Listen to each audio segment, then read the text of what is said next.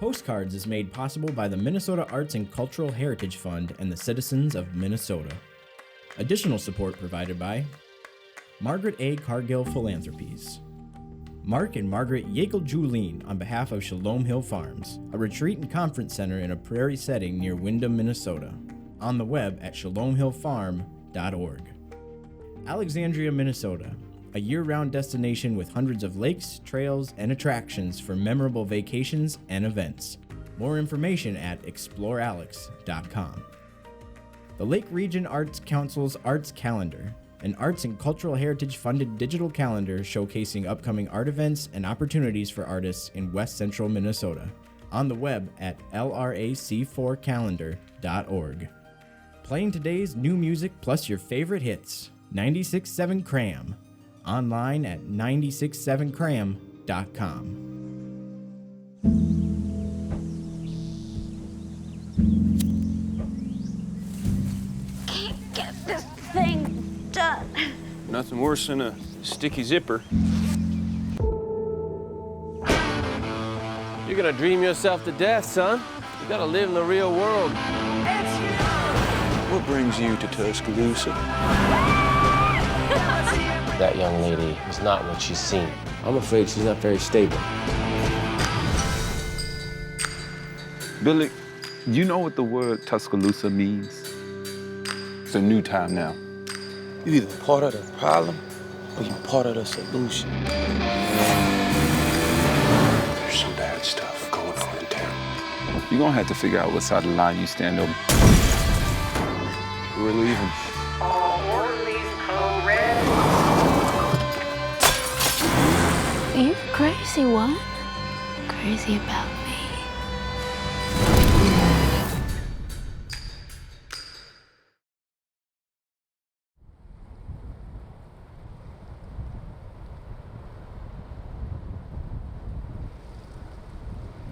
I'm a director mainly known for music videos and commercials. I started in music videos, Super 8 music videos for punk rock bands from Minneapolis, Chicago, eventually fanned out to New York and LA and started shooting all around the world. It was back in the heyday of the big budget music video. So I've made music videos for Foo Fighters, Corner Shop, the Cranberries, Matchbox 20, local bands like Babes in Toyland, Low.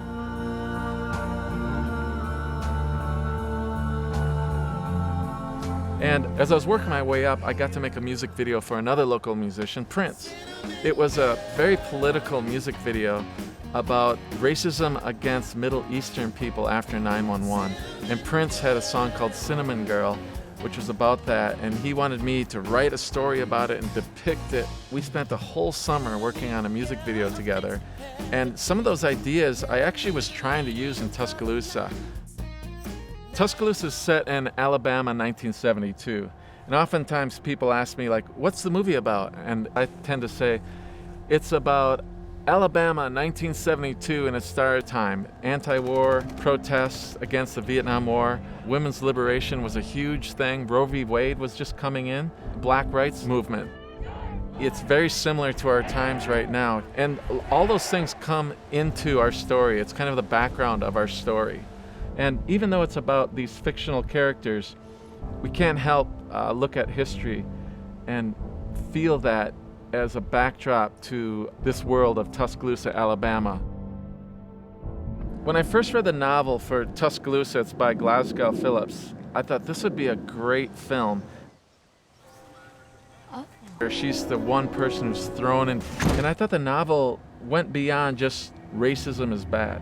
It really talked about some of these issues, and not to mention it's got this amazing adventure, and I really have always kept that story in my mind, like this would be a tight little movie, but it also says something about the issues that I think are important to me and a lot of people that are on our team. When I sold my business in 2016, that's when Phil, who I've known for many, many years, probably about 20 years, he showed me the script for this film, Tuscaloosa. I said, I've got this script that sort of seems to accidentally fall right into many of the issues we're dealing with right now. And he read it and he was like, oh my God, this is like an activist movie. And the timing was right on multiple levels, just in terms of it being a story that was really relevant and really cool. Two, I was looking for my next big challenge. And then I just said, hey, I'm just going to produce this movie for you. And I was able to pull together some investors, and we put together a very modest budget, and then we just hit the ground running really fast. I suggested, well, we could shoot it in Alabama. I know we have to do it on an independent budget, but we could also possibly do it right here in Minneapolis and in Minnesota. For our amount of time we had to shoot in our budget, I knew the familiarity of what this looked like and felt like. We didn't go to some place where we had to learn everything. And what I really liked also was so much of the crew were from Minnesota, and these are people I worked with my entire career, people I could trust. And this is my first narrative feature, and it's really good to surround yourself with people you know and trust, because we're going to be a family for 2 weeks. So I could totally rely on everybody. We had a long history. We didn't have to re-explain everything. We just knew what to do. We knew we had to be really efficient to get this in 2 weeks. And it was the only way we could make this movie work. Here we go. Ready and background action. Ready, let's roll camera and sound, please. Rolling. Ready and action. We got a great casting director in New York and got the script out to Tate. Tate read it and got back to us like literally within a day or two and said, this is great, I want to make this movie. And we only had him for, I think, 5 days here in Minneapolis. So we actually built the schedule around him. We said, when can we get Tate? And then let's build the rest of the movie around that. So he was in Manchester by the Sea. I went outside for 30 seconds, all right? Could you give me a break? I can't breathe in this house. This movie got made because Tate was attracted to the script. And then Tate was also an executive producer, so he brought that to the project as well. And that means he's been really supportive of the project from beginning to end. And I know as an actor, this role was of interest to him because it was such a complicated character. I can buy a Billy, don't talk to me. For a show 150, don't talk to me. So we were shooting in Anoka, and this is where YG had a lot of his scenes. And YG is a very famous rap star. And there's a bunch of extras, and YG shows up, he's got a driver, he's got a bodyguard. He meets these guys for the first time, he starts doing his line, and he sees this guy and he goes, you were in the front row of my show last year in St. Paul. And he's like, yeah, I was. He's like, how do you recognize me, man? So they got to see each other. And I appreciate it. All right. Yeah. Over there, it was like... To turn Minnesota into Alabama, first and foremost, was about locations. We couldn't have made it work here if we didn't have those locations. Next is just sort of access to everything you want to put in front of the cameras or between the camera and the locations. Aside from only having about 2 weeks to shoot the movie, we had about 2 weeks of pre-production. So this is a period movie set in Alabama in 1972, shot here in Minneapolis. So we had to secure all of these vintage cars, all of the wardrobe, all the props on a very, very low budget. And like literally we went from just like, I think we're gonna make this movie to, we're making this movie. Our line producer, he actually owned the 1968 Caddy convertible. And I was like, we need that car because that's the car after car after car, what we could afford. The doctor drives a new 1972 station wagon. I knew we needed cars, we need clothes, and we need some buildings. And after that, we're good to go.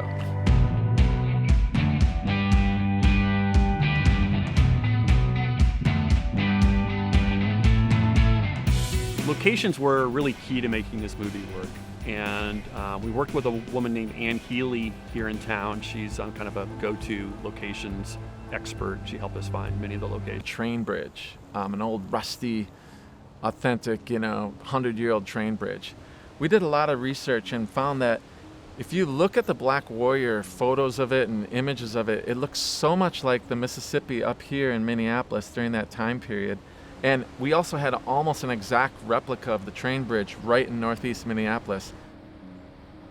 I live on the Mississippi River. In fact, this is where Devin and Natalia first met when we started our production, and they stayed right at my house. There's only this block in all of Minneapolis has about 6 houses on the Mississippi River. I mean, there's a lot of places on the Mississippi that have a road between the homes and the river, but this is a leftover from the 1800s, and it's just kind of part of my life now. We've got boats, we've got a houseboat. We live in this one little country in the city right in Minneapolis. And I thought, man, I know this river. I know where we can find those locations. And for some of that footage, we just went in my backyard almost and shot right there under the railroad bridge. So Phil, where's the actual kissing scene? Is that right? I think it's right about here. Right about there. I was talking to the cinematographer Theo Stanley, and the one thing I said is I always had in mind when reading the book was when they're kissing on the banks of the Black Warrior River, dig a hole, put the track in a hole, and we're thinking, oh man, that's such a big deal, that'll take so much time. And we kept discussing it, and he just starts digging, and he was done with it in about 2 minutes. He goes, all right, stop talking, do it. They go, where did you shoot it? And I'd say, Alabama, of course. And they're like, oh, okay. And I'm like, no, just kidding. I didn't want to distract you. It's Minnesota. And they're like, oh, I would have never known. The best part about shooting in Minnesota is just having our network here and just having things just more accessible. And things are just a lot easier, and you get to sleep in your own bed at night. And I've enjoyed that through this, I mean, not only just through the making of the film and shooting here, which is just great. It was just so cool to be able to literally shoot in our backyard and, in this area of Northeast Minneapolis, and then going down to Northfield. Just so cool to be able to just bring our neighborhood to life and then turn it into someplace else. That's just so magical. It's just so cool to kind of be working in Hollywood, but, right here in Minneapolis. Grumpy's Bar was a place that we just hung out after our shoots, and often Devin, sometimes Tate, we'd go there, have beers. What's up, Mr. Dwyer? Oh, good to see you guys. Thank you, man. Hey, this is Pat Dwyer. He owns Grumpy's. With the crew, with the cinematographer, with Patrick, and we just talk about our next day. End of day, usually we talked about like, that scene, man, we got to do this and that, and we get really heated debate, That was the idea. A lot of us were musicians and artists, but I wanted literally a public house where people could come together and talk about, well, we're building that deck, and I wanted that. Sample room, another place we always went to for food after our shoot. During those 2 weeks, we ate, drank, and breathed Tuscaloosa. Everything we did was Tuscaloosa. It was kind of like our office. It's always good to have an office in a bar with a bunch of pints of beer. So the time frame of Tuscaloosa, our story, takes place from late August. It's really real to me. And I'm also just amazed that we managed to pull off a drive-in theater.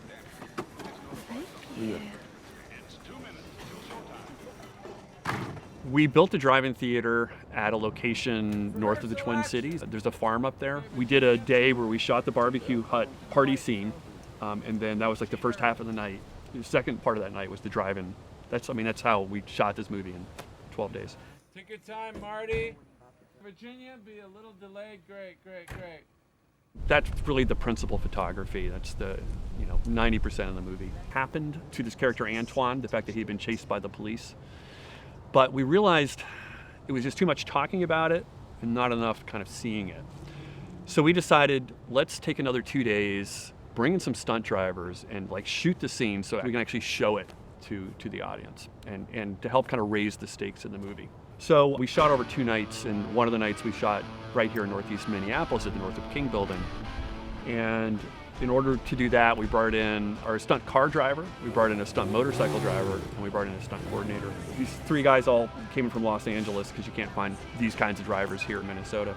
And they were just amazing. So they came in, we figured out how to choreograph the whole scene. They guided us through how to do this. And one thing I thought, well, I want Antoine, who's played by YG, I was like, again, come on, man, you got 1 night to shoot this. And I'm like, well, you tell me what to do. So our motorcycle stunt driver, his name is Jay Lynch, and he was actually one of the lead motorcycle drivers in the film Black Panther. He did all the motorcycle stunts for that. It's like one of the best motorcycle stunt guys in the country. We managed to get him to come and do this. So when we shot this, one, we had to wait for when trains were actually coming past. Any train, unless you're a bazillion dollar budget, you cannot control freight trains. You can. They just don't even give you the schedules. They don't want anybody knowing when those trains run. And so we're at the mercy of, is there a train coming? And when it does, are we ready? So the whole crew, we'd be doing other little pickup stuff, shooting over here in the Northrop King, but as soon as someone would see a train coming, because we couldn't predict it, someone would say, train!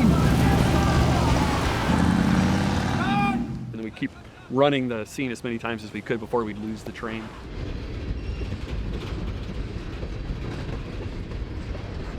We found the one shot leading up to here. We had it lit so you could see inside. I'll be seeing you, Virginia. Don't be a stranger, Billy. We did that all the time at the end of our shoot days because we always ran out of time. And so I'd say, hey, Devin, Natalia, we're doing a oneer. And they're like, why didn't you tell me earlier? You know, star status. I think that was the beauty of shooting here in our backyard. This is our turf. As soon as our cast came into town, they just kind of fell into our lifestyle here. They loved the crew. They loved everything about what we were doing and just made it feel like a family. When I went into it, I thought we could do anything. I've made so many music videos. We've begged, borrowed, stole everything my entire adult life as a filmmaker. So if we can do that, we can do Tuscaloosa. But what I quickly learned was you cannot buy time. No matter how much money you have, you can't buy enough time. Normally movies shoot 1 page a day, more or less. Some days we were doing 13 pages a day. So that's the challenge right there. We always ran out of time. They were going way beyond what they normally would do. We'd always run out of time. We'd run out of daylight, always. So we ended up shooting on our day off. And a lot of these scenes were scenes we just didn't quite have time to get to. Never quite got to it.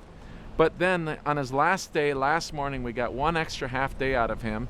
We came here. He went through 2 hours of makeup because all we needed was his face and a bumper of the car. And he just needed to do the scene where he picks his head up, and we were done. Finished. Devin's ready to run to the airport because he can barely make it in time. And I said, wait. That last scene where he's in the car seat. Theo Stanley, our DP, got in the front seat, and I literally took the car and I drove it around the yard up to that fence up there with the dappled trees shining down on Devin. Theo goes, okay, I got it, it's a wrap. And Devin just jumped out of the car and ran, wiped off his makeup, car was waiting, off to the airport, and that was the end of the movie.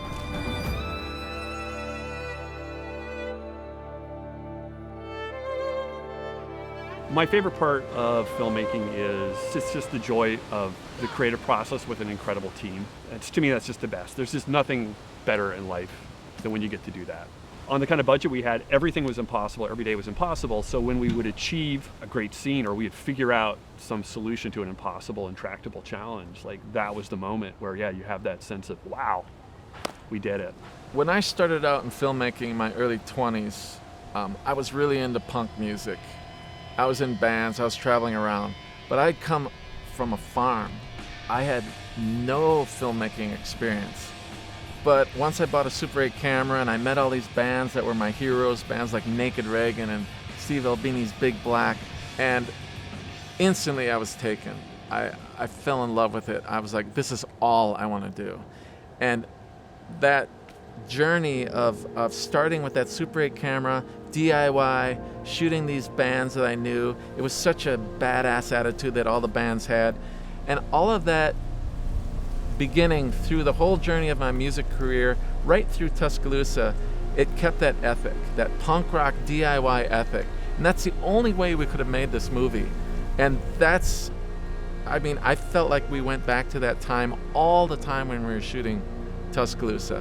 What I love about filmmakers is it's such a collaborative art, and the experiences that you get to have together, not just the director and the actors, but every single person on the crew, how you're problem solving as one towards an outcome. It's just such a beautiful thing. It's very life affirming, and when I get to have those experiences and be part of a team and feel like we've accomplished the impossible, it's just one of the most rewarding things I can ever imagine. That was a good one, you guys. Cut. That's a wrap on the day. Okay. Thanks, people. Thanks.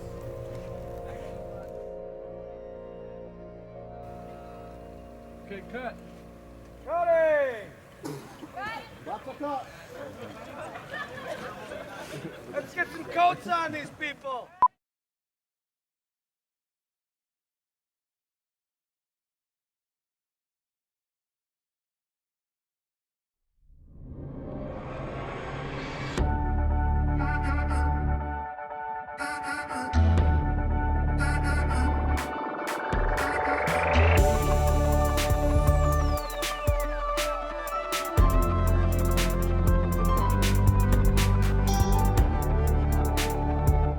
Postcards is made possible by the Minnesota Arts and Cultural Heritage Fund and the citizens of Minnesota.